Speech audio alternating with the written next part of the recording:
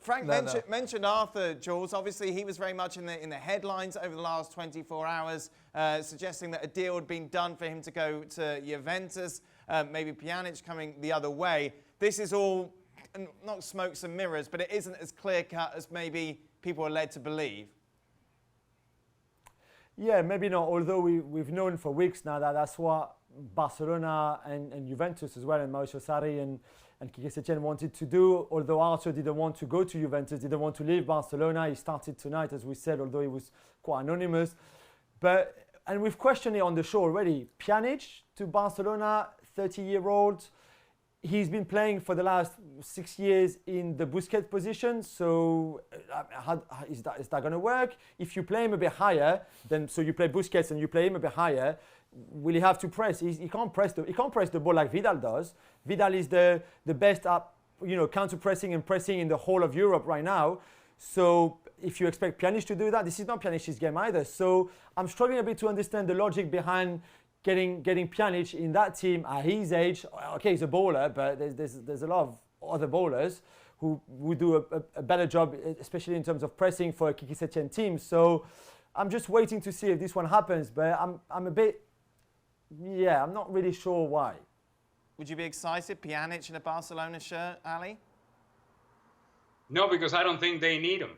I don't think Pjanić is what you want in that midfield. You need more athleticism. You need more energy. And based on the very short 20 minutes that this kid, or 30 minutes that this kid was on the field tonight, I am telling you, I like Riqui Puig better than all those guys.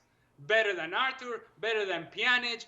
He gives you energy. He gives you intensity and a passing ability. And it's a kid that is going to get around and cover ground for you, something that the Barcelona midfield does not do. They do not cover ground. That's why they get so stretched in times, and that's why sometimes they cannot press and counter press, because they don't have the legs to do so. A kid like Riqui Puig may just give you that. And as compared to Arthur, or as compared to Miralem Pjanić, or even as compared to Rakitic, this kid can get around. He can move. He can pass the ball. And again, it's a very short sample size and very small sample size.